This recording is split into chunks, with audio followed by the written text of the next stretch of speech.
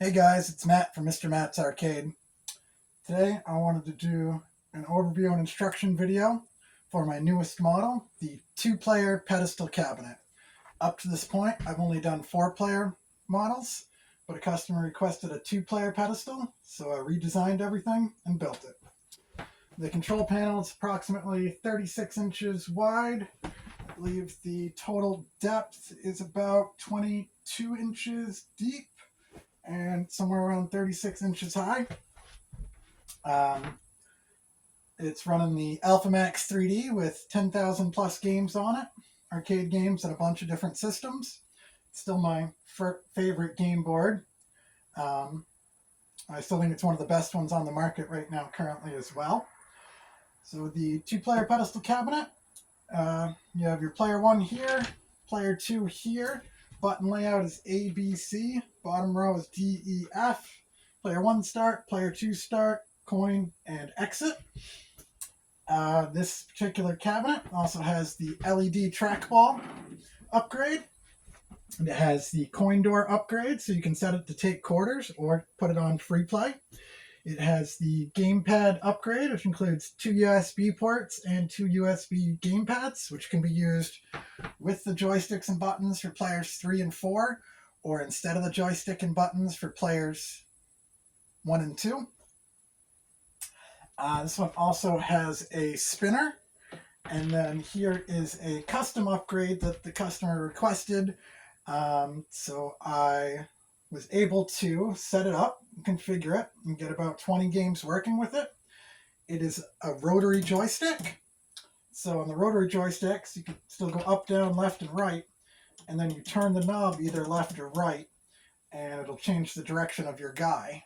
A couple popular games were Heavy Barrel and Akira Warriors, Midnight Resistance, and a bunch of other ones that use this rotary joystick. This joystick is sold on thunderstickstudios.com. Pretty much everything they make is really great in quality, including this. I'll do a separate video to go over the details on how I got this working and show you some of the games that work with it and all that type of stuff. The pedestal cabinet on the back has an 8-foot power cord and a 10-foot HDMI cable. Your HDMI does both audio and video. There's also your on-off switch on the back, as well as an exhaust fan. And it comes on either casters or adjustable feet, depending on what your preference is. This one's on locking casters. This one also got the graphics kit upgrade, as well as the colored T-molding upgrade. And I think it came out really good and looks great.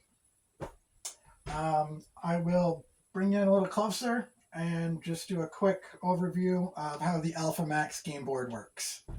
So when you boot it up, it starts you on the 3D category. There are several categories at the top here. You have 3D, 2D, favorites, recently played, and search. So you can navigate by going up or down on the joystick to go game by game, left or right to go page by page. When you find a game you want to play, you press the A button to load it.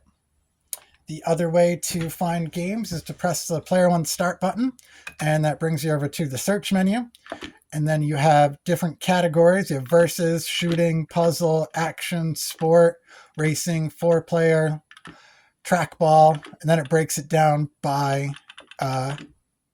system or emulator. So you have Dreamcast, N64, MAME, which is one of your arcade sections, PSP, PlayStation 1, Super Nintendo, Nintendo, Game Boy Advance, Game Boy Color, Mega Drive or Sega Genesis, FBA, which is another arcade section, PC Engine, and then there's also Atari games on here. They just don't have their own category. So you can also search by name.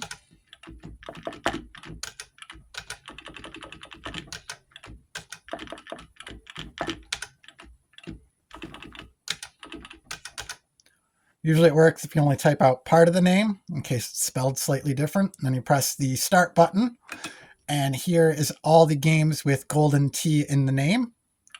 So let's go ahead and load one of them up. Player 1, button A, loads the game.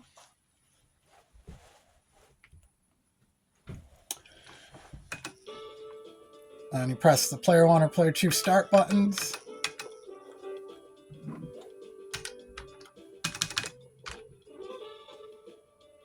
I like that this game board has the Golden Tee golf games and some really good bowling games.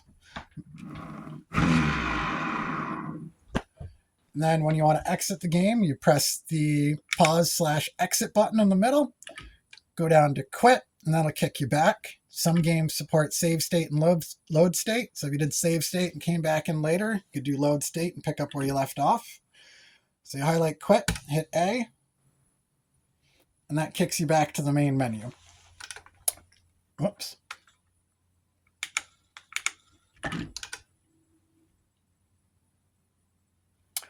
If you want to add a game to the favorites menu, you press the C button, puts a little star next to it. And then if we go up to the favorites menu, one way you can get there is by pressing the start button and then pressing left. Sorry, start. We have to clear that first and then go to the left. And here, Golden Tee was added to the list. It's down here. And to remove a game, you just hit the C button again, and it will remove it from the favorites menu. The other way to find games is we can go to one of these categories, do trackball, press A, press player 1 start button. Now here is all the trackball and spinner games. That is the quick rundown of how to use the game board. And then also there's a settings menu that I'll show you real quick. On the side of the game board, there is a little black button that brings up the settings menu. A couple things in here to show you is key settings, key testing. It's how you test your buttons and joysticks if you thought you had something that wasn't working. Like right now, I just discovered player 2 left isn't working, so I will have to take the control panel off and fix that. But see, that's an excellent way to discover something's not working if you either didn't know or wasn't working in a specific game or something like that. At the bottom, it tells you how to exit, which is player 1 start and A, and then start goes back. It tells you that in the right-hand corner. And then coin setting, this is how you switch it to take quarters. That would be 1 coin equals 1 credit, 2 coins, 3 coins equals 1 credit, so on and so forth. Put it back on free play.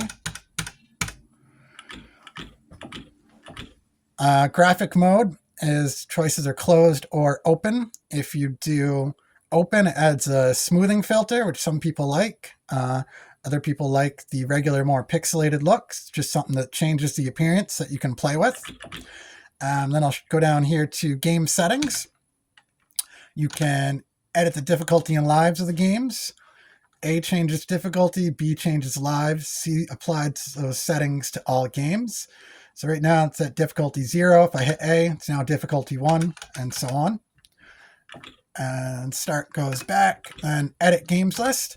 If you wanted to narrow the games list down, if there was games you were never going to play or didn't want your kids or friends playing or something, you can go through and hide them one by one by pressing the A button, puts a little mark next to them. And then if we went back to the main menu, they'd no longer be visible. Or the other option is you could do B, which is hide all, and then go through and just turn on the ones you want. Then C is display all. We'll turn them all back on. Start goes back. If you were to put it in coin mode, you can set the timing, game time for console systems. The arcade games would still work like their regular credits, but this would change how many minutes you get per coin for the console systems. And then you could also turn on forced timing for all games, where you can make all games run on a timer. Start goes back. And if you go down past this, there is gamepad. Right now it is set for players 3 and 4, or you could change it to players 1 and 2. 1 and 2 would be using the gamepads instead of the joysticks and buttons. 3 and 4 would be using the gamepads with the joysticks and buttons. And if you mess anything up, you could do restore factory settings and set it back to default. When you're all done, you press start to go back to the menu. And now if we had made any changes, they would show up here. So here are the instructions on how to switch from the trackball to the spinner. Unfortunately, this game board only supports one mouse device at a time, so I had to use a USB hub with individual on-off switches. So right now it is set that to have the trackball automatically work. If you wanted to play a spinner game before you start the game, you would come in here, and on this USB switch, I have the 4 ports labeled G, R, T, S. G is for gamepad, R is for rotary, T is for trackball, and S is for spinner. So if we wanted to switch it to the spinner, you would turn off the T for trackball, and now that is switched off, so now it'll default to the spinner.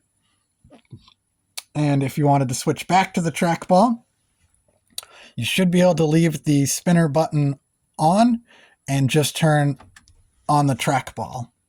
If you want to be safe and make sure it works, you'd also turn off the spinner. So now only the trackball is hooked up.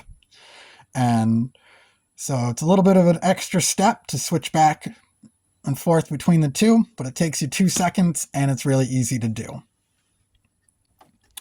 All right, the reason I have 2 other ones labeled, G for gamepad and R for rotary. So you want to leave the rotary joystick powered on at all times. The only time in order to play the rotary games, the rotary joystick shows up as player 3.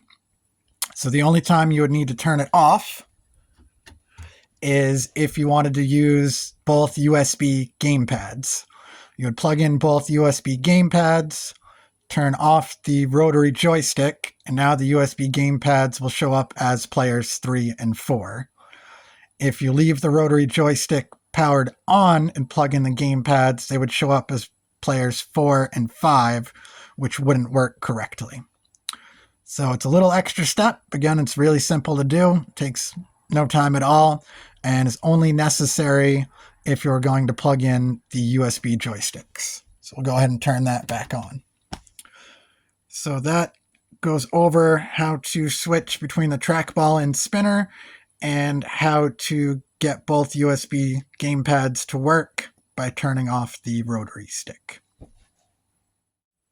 So there you go, guys. That is the quick overview and instruction video for my brand new model, the 2-player pedestal cabinet.